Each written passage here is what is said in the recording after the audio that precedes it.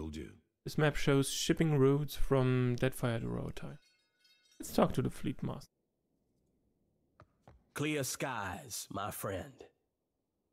Okoyo crosses his arms and drips his head to the side. A long scar traces a path down his face, curving sharply where his cheek rises with a smile.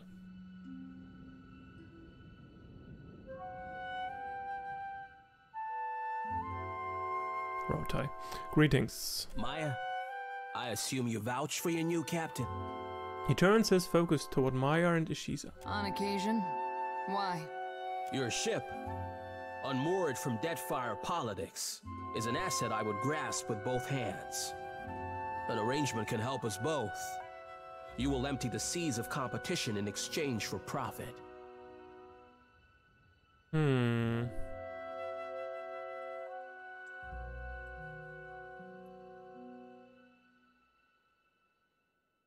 Aren't you afraid that privateering will start a war? An official reckoning is drafted to account for every cannonball shot in the name of Rautai. Our paperwork is most thorough. For every ship sunk, there is a legal justification. Our enemies will know the war is started on the day we fail to turn in our paperwork. What bounties do you have available? A Scylla wave skipper is your first target. A pirate shirking any pretense of lawful conduct in the open seas. Okoyo grimaces and itches at his bar. I'll take the bounty. Most excellent. A Scylla commands the Voyager River Dragon, which pesters a group of islands to the southwest of Port Mage. Before I go, I had some questions. Ask away, my privateer. Okay. I would not have you take to the water uninformed. Okoyo nods and plants his hands on his hips. Farewell. Okay, let's go then. Oh, and we got a level up. We got a level up.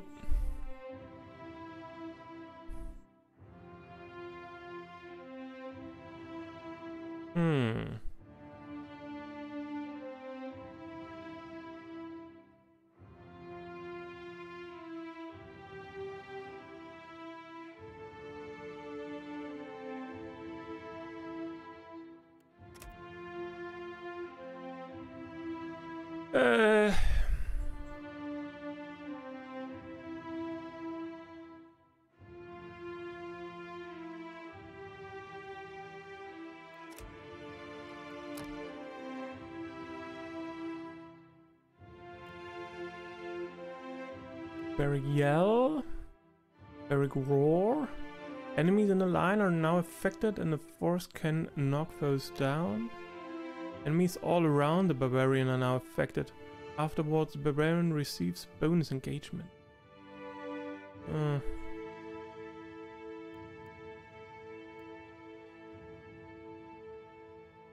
Bloody frenzy. Dagger foes. Bleed targets.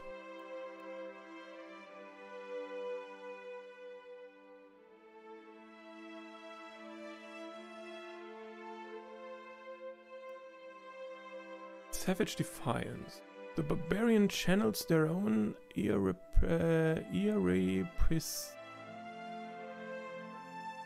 irrepressible determination, granting the robust inspiration for a short time.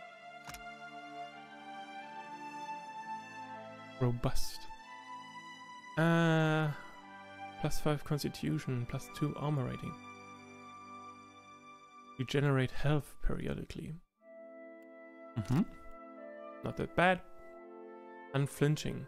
While hurt or better, the barbarian gains resistance against body affliction.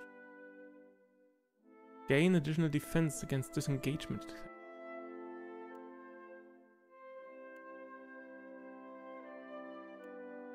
Maybe?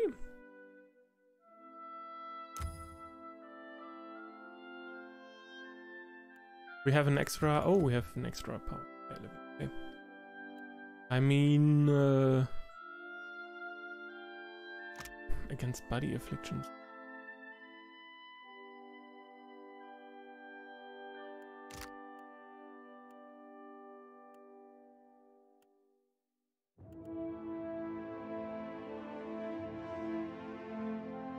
convert some hits to crits, and those crits do additional damage.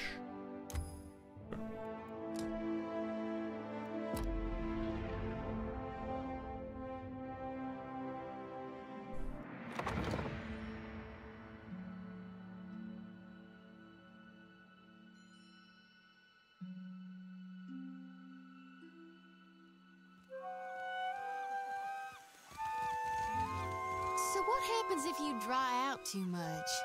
If it is Ngati's desire that I stay moist, she will hasten the rain.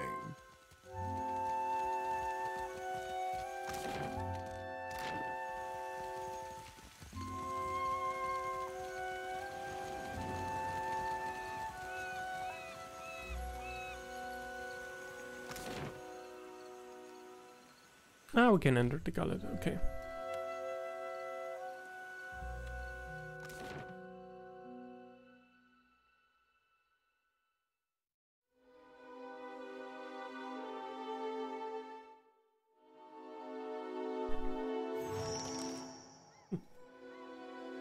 You leave the bustle of the crowds behind, making your way along the winding path into the gullet.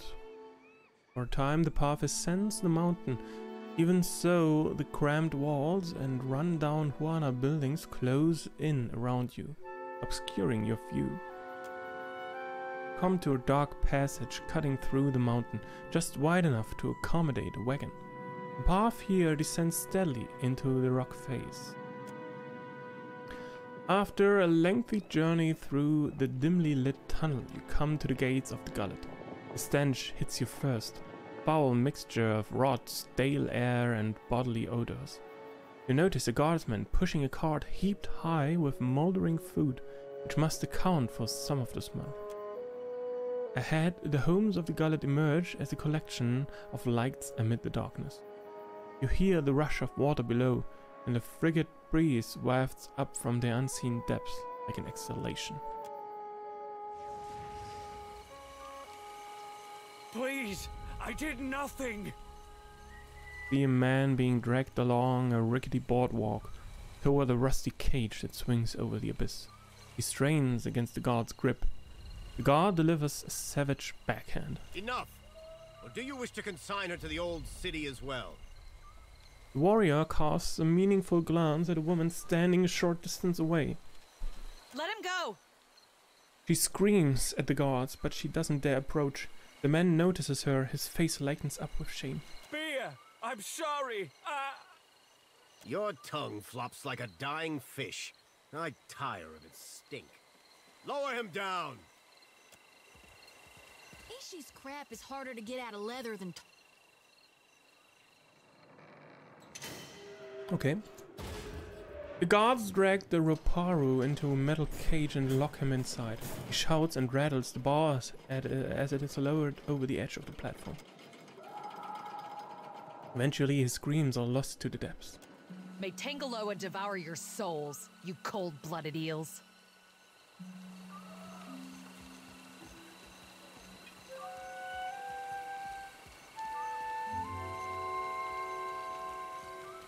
What crime could he have committed to deserve such a fate? Be careful. The gullet is no place for outsiders. Overseer Hitenga. The guard folds his arms, watching the activity on the walkway through slitted eyes. Coral piercing juts from his lower lip. He notices you with a sharp knot. Where does the lift go? To the old city, Ikira. A god's cursed ruin filled with walking corpses and abominations of the deep. How can you consign your fellow woman or man to this fate? We punish only those who cause trouble. He speaks forcefully but stops himself when he gets a look at Takeo. Begging your pardon for my tones, sir. He nods. The gullet is no place to wander. Watch yourself for rowdies and pirates.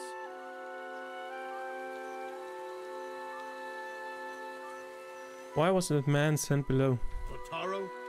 He associated with foreign criminals. He spits. The garb of saliva is just one more splotch on the weathered and mottled boards. I cannot be certain about Biha, so I let her go. but I will be watching her. And this is punishable by death, or worse? Akira's voice wavers. That it is. He nods with no small measure of pride. These wicked sorts overrun the gullet and corrupt the Raparu. Our justice must be swift and firm. Where is Bihar now? Hers is the first house you come to. Just there. He points southwest across the walkways. You will probably find her there. I want to access the lift to the old city. Are you mad or merely lost? That place is a punishment for the lowest sort. He waves a hand toward the exit. Go and explore someplace with pleasant views and fresh air. The harbor, or Periki's Overlook.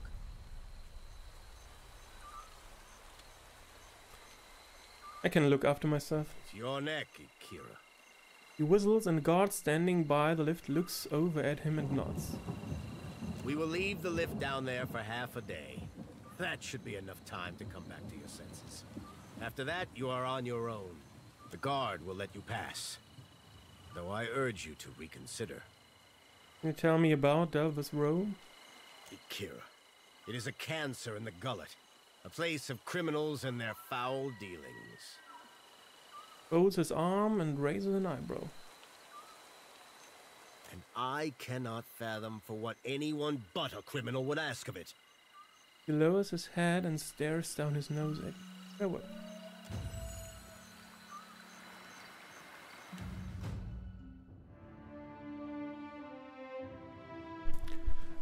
Power level of scrolls, yeah. Potency.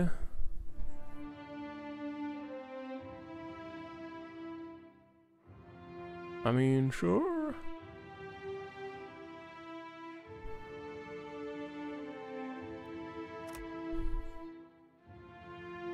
Passive skills.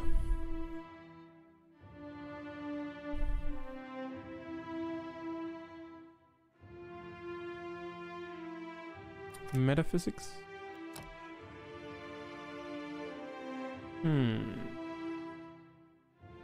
What to pick? Spell shaping. While casting targeted area of effect spells, gain the ability to increase or decrease the size of the area at a cost or benefit of power level. Use zoom controls while targeting a spell to shape it. Note some spells may not be shaped. Interesting.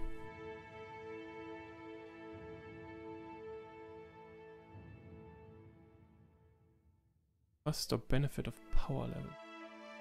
Interesting.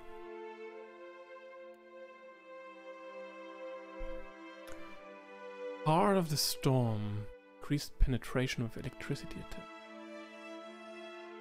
Fire attacks. Wild Strike. Medically inflict additional freeze damage when spirit shift. Shock damage when spirit shifted. Okay.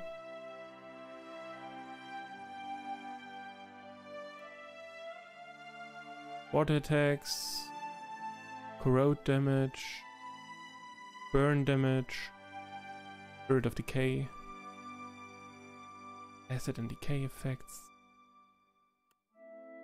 And what spells do we have here? Form of the Dalamgan, invalid subclass, Conjure Blight. Gathers a moderate amount of stray soul fragments, coalescing them into flame, storm, sand, ice, or earth blood.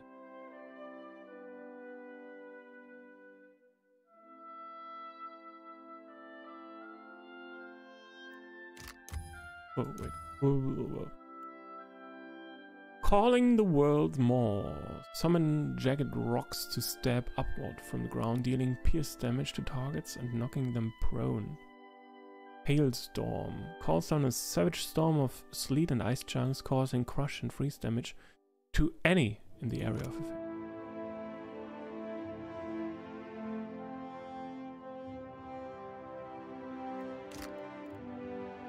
Wicked Briars. Sprouts thick, thorny vines from the ground, causing persistent pierce damage to and hobbling any that remain in the area of effect. Overwhelming Wave conjures a rolling wave of water that plows through everything in its path, causing crush damage and a stun affliction. Moonwell. Channels lunar energy into a localized source of power, regenerating the health of allies in the area of effect and granting a minor bonus to all defenses.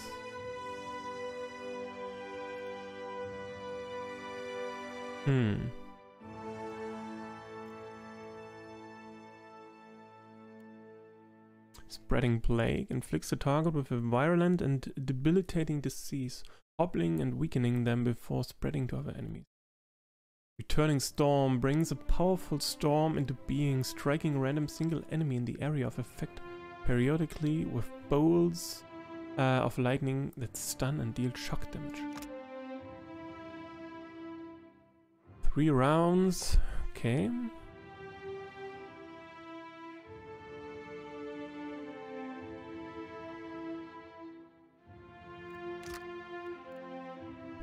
Twin stones. Sends 2 deadly boulders flying out from the druid's position, dealing crush damage to anyone in their path, and exploding on contact with a solid surface, causing the fragments to pierce anyone nearby. Infestation of maggots. Enemies in the area of effect have their skin infested by hordes of burrowing maggots, inflicting raw damage over time. The more wounded the target, the greater the damage. The target at maximum health takes no damage from the spell. Interesting. It's a cone of putrefaction causing immediate corrosive damage, and then more damage over time in any in the area of effect.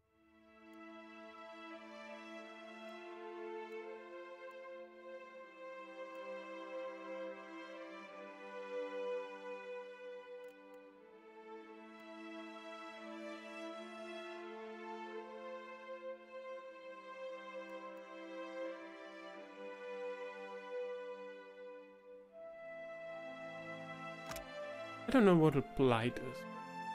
Blight does. No idea. This sounds fun. The Returning Storm. Go with this.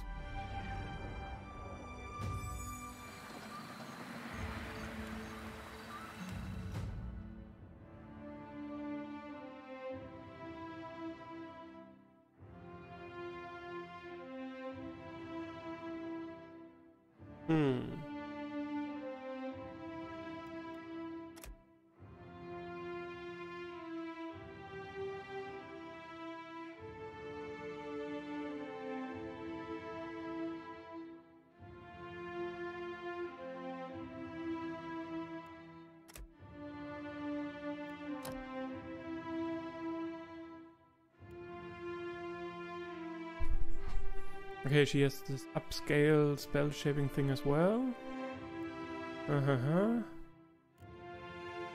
What about her spells? Shining Beacon. Conjures an intensely luminous beacon of light, causing enemies in the area of effect to take a penalty to all defenses and accrue burn damage over time. 32 burn damage per round for 1 round. Huh?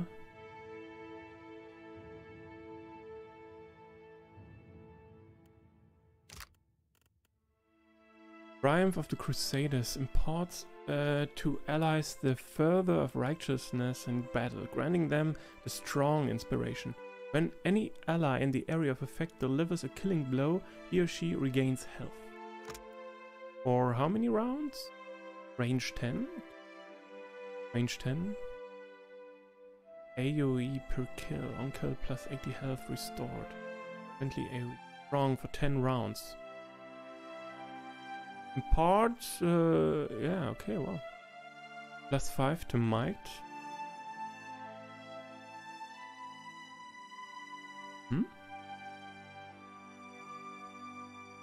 For 10 rounds. Area of effect 1.5 radius. But at the beginning of battle might be quite helpful. I mean, this spell should last over the majority, during the majority of all fights. No.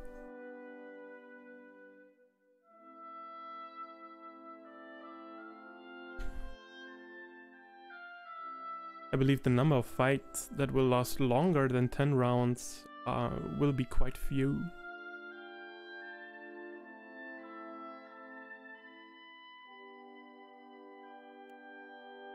Litany for the Body grants a single target the Hardy inspiration for a moderate duration. Constitution, okay, and armor rating.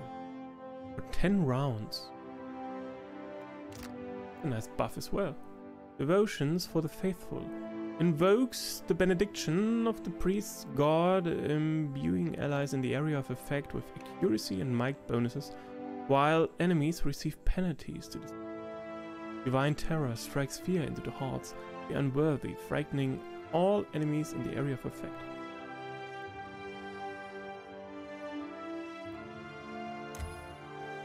Let's take these two.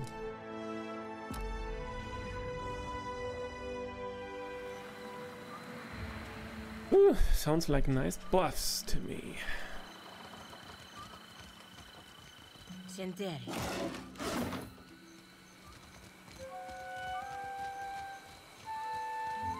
On it.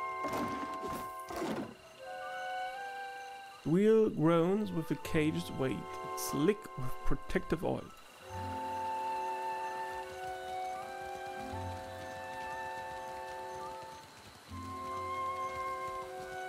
This is the gullet? I had not realized. Keo glances around, wearing a distasteful expression. He raises his arm to cover his nose and mouth.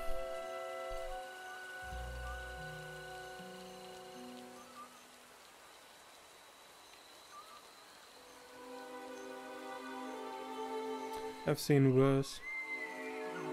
You thought this place would be in better shape. I thought the Raparu had a piece of the city to themselves. This is a latrine. The Mataru are supposed to take care of those below.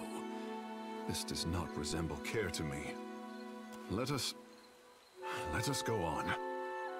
Gestures ahead, but his hand shakes until he brings it down and clutches it with the other. Keu turns his gaze to the ground beneath his feet. Let's be off.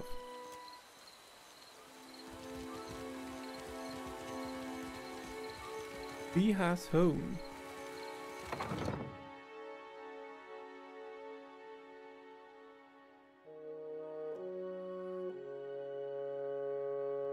Was taking Bataro not enough for you? Two Sikliwana infants lie swaddled under eggs. A woman trashes a row of tunics and sarongs hanging from the rafters. Her pointed teeth are gritted in frustration, the lips set in a snarl. Clothes are spotless, yet she swings a handful of reeds again and again, grunting with each blow. Bataro is gone. Dead. What more do you want? Punctuates each statement with a fierce whack of the reeds. Children flinch, looking between you and a woman. Wait and observe. Silence stretches on for several seconds until finally she looks at you. A fraction of her anger burns off. Forgive me. I thought you were with the guards who took him. Other casts never visit here. Looks pointedly at Takeo. Do the gods pay a visit to mock my misfortune? Or is Sacred Stair overcrowded? Ah, forgive the intrusion. We were just leaving. That is, giving you space to grieve. So many crowd into the gullet and you worry about space. Laughs bitterly. My village was not like this. Why does Queen Onikaza not send the foreigners away?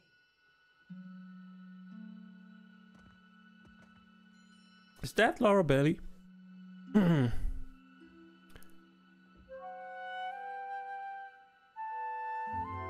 How did you know the man who was lowered into the old city? One of the children starts to say something, but Bia shoots him a sharp glare. He turns back to you, arms crossed, gripping the reed bundle tightly. Bataro is punished already, I say.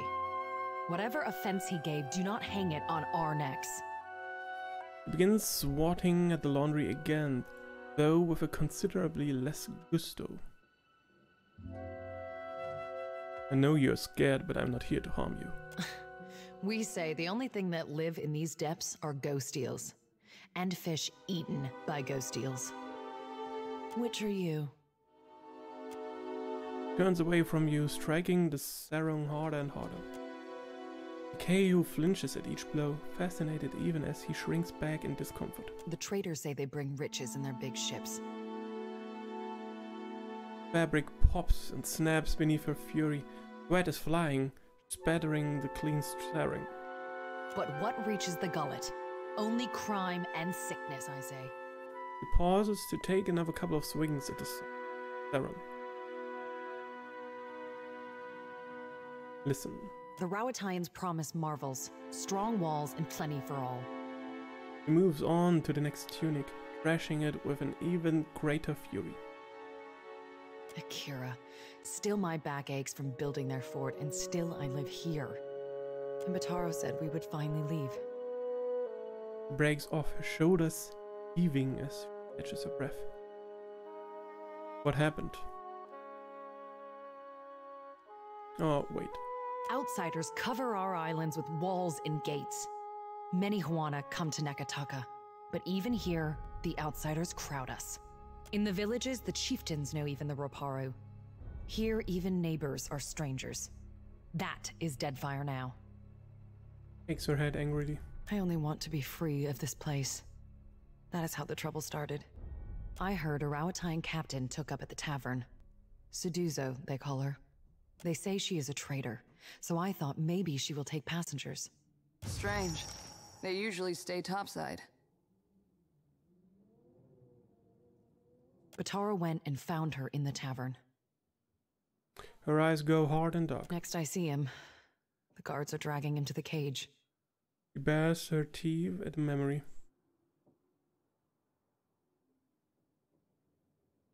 Maybe I can talk to Suduzo. Can you take a different ship?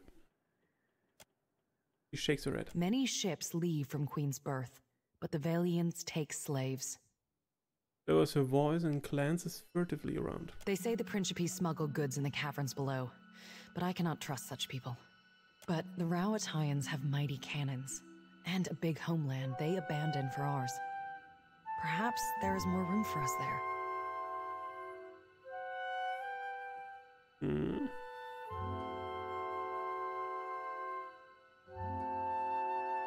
Maybe I can talk to Suduzo.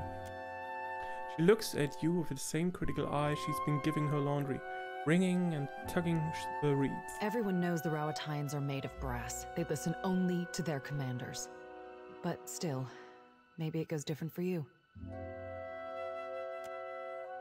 She looks around, taking in the hanging gloves, the huddled children, and the warped and splintering walls of the shack around them. Bataro took some coin. Everything he scraped together working on the docks. And he went to bargain with the captain. I would offer it to you, but it is probably in the old city with Bataro. Or in someone else's pocket. Tell me about the Rowattian captain. Suduzo. Via is holding the reeds so tightly that she snaps one in two. They say she is a traitor, so I thought maybe she will take passengers. But she threw Bataro out. Looks down at the broken reed in her hands. Always Bataro was careful with his words, especially as a Roparu. But a Roparu in Nekataka gives offense just by breathing the air of his betters. I could look for Bataro. I could never ask someone to go down to the old city, but since you offer... Trails off, working the reeds between her hands while hope and dread battle in her eyes. It is a big and dangerous place. But perhaps he hid himself. Perhaps... Steadies herself with a shake of her head. Please, help him if you can.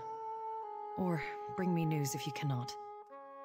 How many of you need passage to Rowattai? We are 6. 3 children, 2 babes, and me. I see. My village was not like this. Why does Queen Onikaza not send the foreigners away? Tell me about the stash of coin Bataro had. Worry greases her face, sizes you up with a quick look. I tell you, I do not know where it is, and I am sure it would be little to someone like you. Licks her lips. After what happened, Batara would sooner have thrown it into the waters than given it to the Mataru or the Rauatines. If it is anywhere, it is surely with his body. You know the way to Delva's Row? He blinks in horror. Never. That is the surest way to get the attention of the Overseer. She lowers her voice. I hear it is somewhere in the Narrows. It is possible Anoi knows. He has lived here longer than any. Where is Anoi? His hut is just along the walkway to the southwest. Farewell.